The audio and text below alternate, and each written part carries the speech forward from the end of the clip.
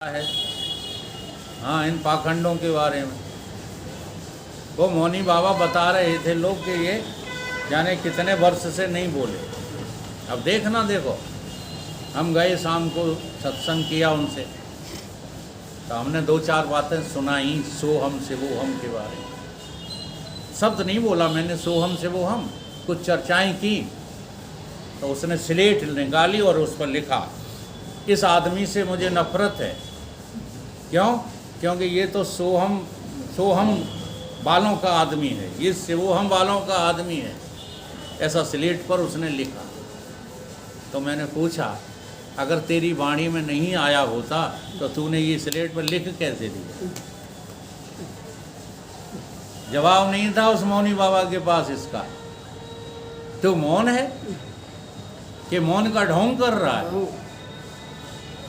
फिर क्या हुआ कि दूसरे दिन उस मौनी बाबा ने किसी जो है माता के साथ हरकत कर दी। तो उसकी सुबह हमें गए तो पिटाई लग रही। अब हम ही ने उसे बचाया जाकर। छोड़ो, महात्मा को मारते नहीं, गलती हो गई, छोड़ा। ऐसे गायब हुए मौनी बाबा कि आज तक हमें देखने को नहीं मिले। इसे मौन कहते हैं। ये मौन व्रत है। संसार की तरफ से मौन हो जाओ। ये चीख रहे हो, चिल्ला रहे, ये चाहिए भगवान को चाहिए, फलाना चाहिए, ढीका चाहिए, इस पर जो है ब्रेक लगाओ। कुछ नहीं चाहिए, कुछ नहीं करना हमको।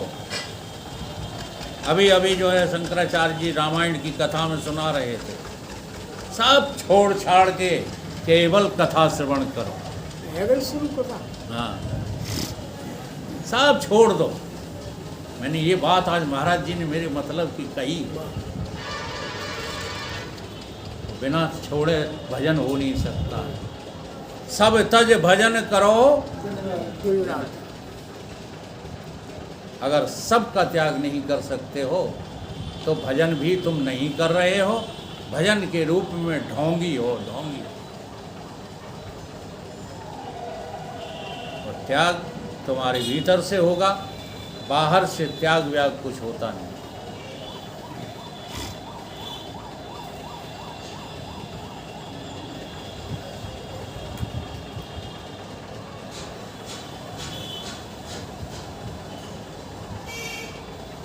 ये मोह रूपी एक वृक्ष है, उसके चारों ओर स्त्री रूपी बेली हैं, सो विष से पूर्ण है। भगवान राम जो है स्त्री को यहाँ विष बता रहे हैं। अब देखो कौन स्त्री को विष बता रहे हैं। इसी पर लोग झगड़ा करने लगते हैं, माताएं रूठ जाती हैं। ये उस स्त्री को विष बता रहे हैं जो संसार का स्वरूप ही है। प्रकृति स्त्री है और चेतन पुरुष है। तो जो स्त्री है वो विष रूप है और चेतन है वो अमृत रूप। उस पर चित्त रूपी भंवरा आ बैठता है, तब स्पर्श मात्र के से नाश हो जाता है और दोनों जगह ये बातें घट जाती हैं। बाहर जैसे हम प्रकृति के भोग से परमात्मा को भूले हुए हैं, ऐसे ही व्यक्तिगत रूप से स्त्री को भोगने वाले पुरुष नरक में ही जाते हैं। दोनों जगह व्यवहार में भी बात सत्य घट जाती है, लेकिन व्यवहार में बात कहो तो बुरा जल्दी मान जाते हैं लोग। इसलिए परमार्थ में ही ठीक रहती है। भोग तो हर हाल में रोग है, चाहे व्यवहारिक हो चाहे परमार्थिक। जैसे मोर का पुच्छ हिलता है, वैसे ही अज्ञानी का चित्त चंचल रहता है, इसलिए वह मनुष्य पशु के समान है। जैसे पशु दिन को जंगल में जाके आहार करते और चलते फिरते और रात्रि को घर में आप खूंटे से बंध जाते हैं, वैसे ही मूर्ख मनुष्य भी दिन को घर छोड़ के व्यवहार में फिरते रहते हैं और रात्रि को आकर के अपने घर में स्थिर हो जाते हैं। कौन निकले? कौन हो महाराज? पशु। जैसे पशु सब दिन घूमते हैं और संध्या को, अच्छा कोई पशु आए या ना आए, लेकिन गधा एक ऐसा प्राणी है जो सारे दिन जो है घूमता रहेगा और शाम को अपने खूंटे पे आ जाएगा। ऐसे ही हम लोगों की बात कही है राम जी ने कि सारे दिन मेहनत करते हो, इधर उधर काम करते हो और संजा को कहाँ आ जाते हो? अपने खूंटे पर। ये बड़ा विचित्र खूंटा है। हाँ, बुरा नहीं मानना, ऐसा विचित्र खूंटा है। देखो उदय सिंह जी, गलती का एहसास कराएं। हमारे आने से पहले आप क्यों चले आए? मैंने आपको रोका था, मैंने आपको रोका था। आप मेरी आज्ञा से रुके थे, तो मेरी ही आज्ञा से आपको जाना था। ये शास्त्रीय नियम बता रहा हूँ मैं आपको, बुरा नहीं लगना। लेकिन तुम्हें लगा कि मोटरसाइकिल निकल गई तो हम कैसे जाएंगे, है ना? इसी को कहा है खूंटा तुम्हें याद बना रहता है। खूंटे की याद भूल जाओ, फिर आना जाना बना रहे तो कोई बात नहीं। लेकिन तुम ऐसे खूंटे से बंधे हो कि जरा सत्संग बंद हुआ नहीं, ऐसे भागते हो कि जैसे खूंटा कोई उखाड़ के ले जाएगा तुम्हारा। बस इसी खूंटे के बंधन का त्याग कर दो।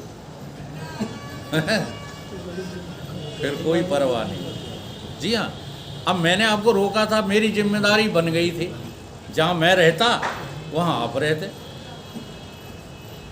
अगर मैं भिंड आता तो आपको छोड़कर नहीं आता।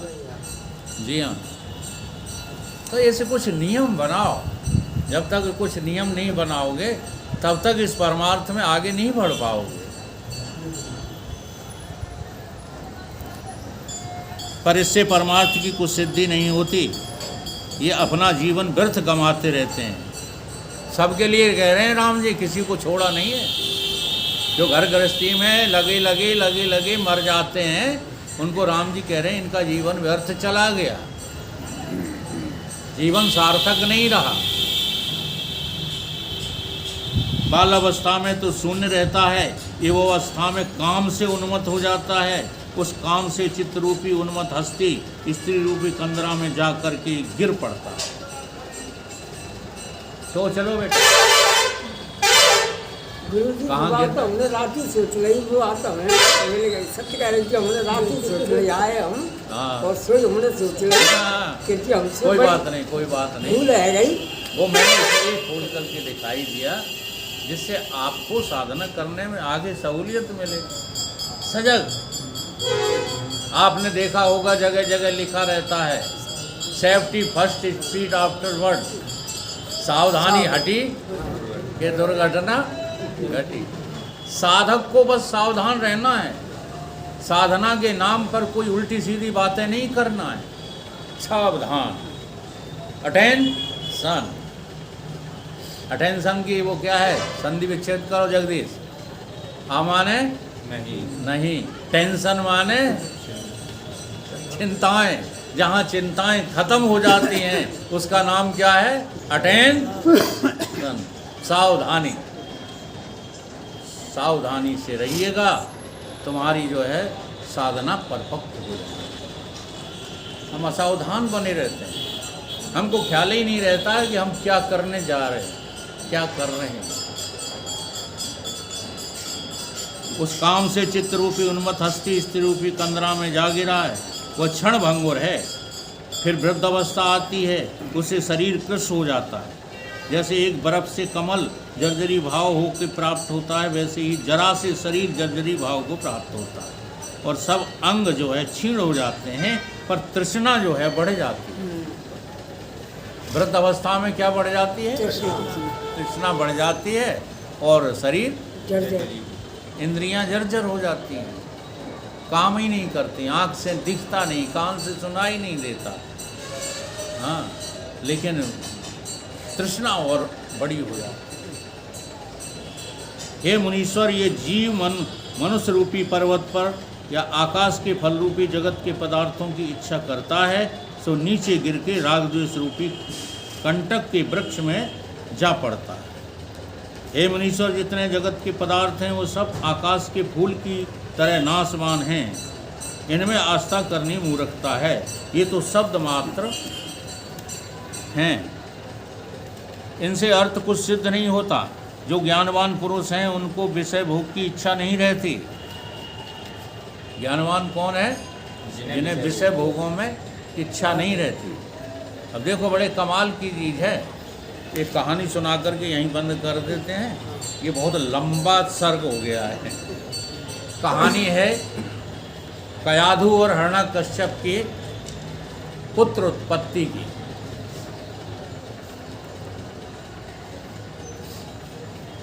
जो साध्वी स्त्रियां होती हैं और जो साधु पुरुष होते हैं, ठीक है, वो शास्त्र के द्वारा निषेधित क्रियाओं को भी अपने अलग ढंग से करते हैं।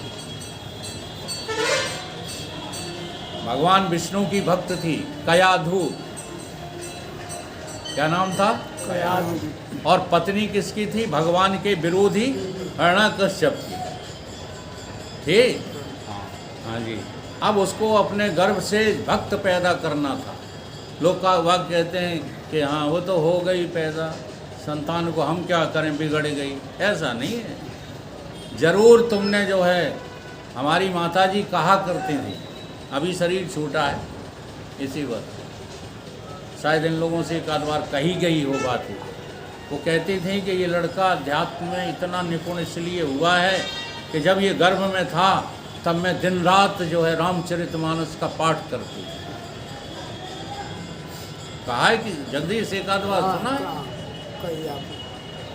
तो ऐसा ही कयाधु ने किया। जब हिरण्यकश्यप के नज़दीक गई तो कहने लगी कि नाथ स्वामी, तुमने तपस्या में जो है क्या कहा, कैसे की तपस्या? तो उन्होंने वो अपना मंत्र कहना शुरू कर दिया, जिस मंत्र के उच्चारण से,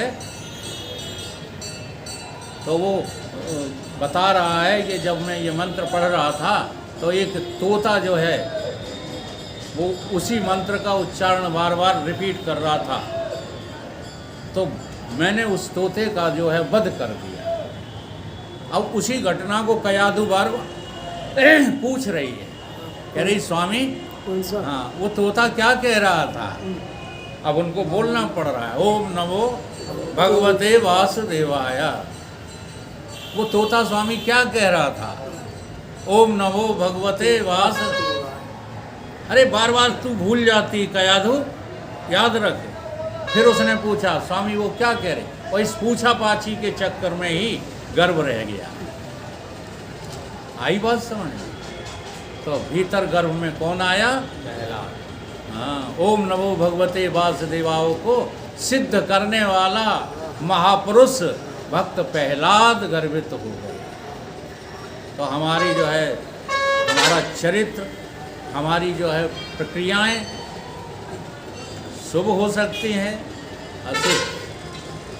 तो शुभ उसी की है जो भगवान से प्रेम करता है, अशुभ उसी की हैं जो संसार से प्रेम करता है। सीधा सा गणित है। बोलिए सतगुरुदेव भगवान की जय।